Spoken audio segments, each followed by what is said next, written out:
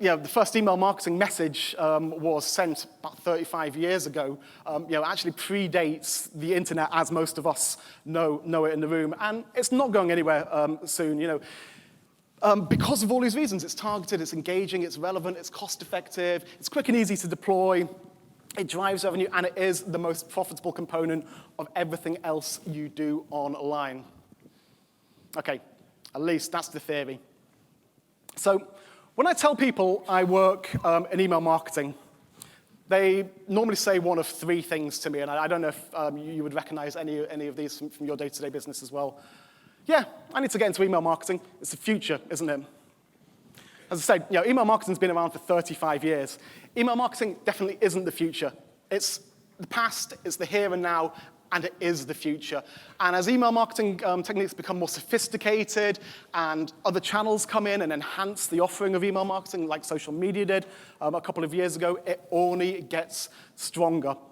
And it really, really amazes me when I speak at small business events. And obviously, I'm preaching to the converted in this room. We all love email marketing. But when I go out to small, medium-sized business events, mainly in the UK and in Europe where I'm based, people still aren't doing email marketing. And this is despite the fact that they may have built lists for, 5, 6, 7, 8, 9, 10 years, and they've got all of this great customer data. They know who the customers are. They know what products they've bought. They've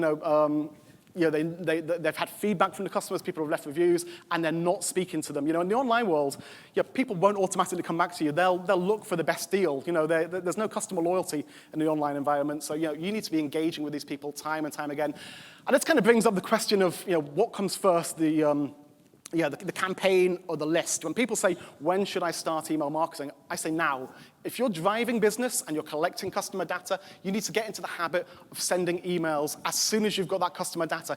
Even if you only have a list with, 10s, 20s, 30s of emails, get into the habit of contacting these people, whether it's with, autoresponders or thank you messages or, more regular campaigns. And, it'll look after itself. The returns won't be great initially, but at least you'll get into the habit of putting things out there. And when that list grows into the hundreds and into the thousands and into the tens of the thousands, that's when you'll really start seeing the revenue driving in. So it's not the future. It's not something people need to think about, I'll do this. It's on my list of things to do. And when I do sit on lists, it's always at the bottom. And there's always things at the top, like social media. What do they do with social media if they haven't got email? Social media, to me, is like selling down the pub. It's a great place to go and network and converse, but nobody buys anything down the pub. So you engage with people on social media and you sell to them via email marketing. You should be doing them both together. Second thing, you're a spammer. I hate spamming. Email marketing doesn't work. Now, the kind of people that say this, it's normally based on two theories.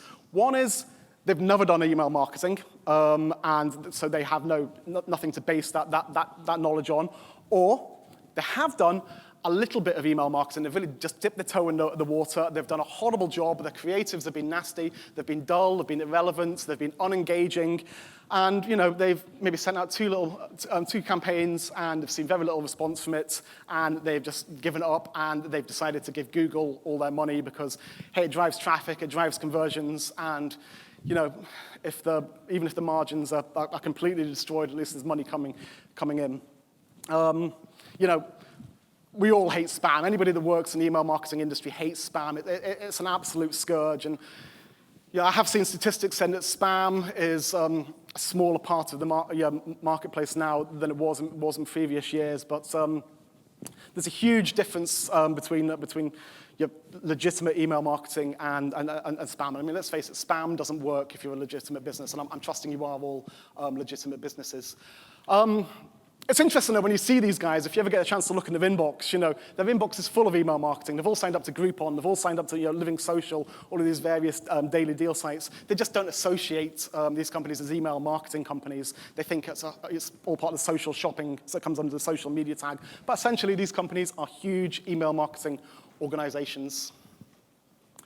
Then the last one, sure, we do email marketing. We send out a monthly newsletter. It's really cheap, isn't it? This really, really frustrates me.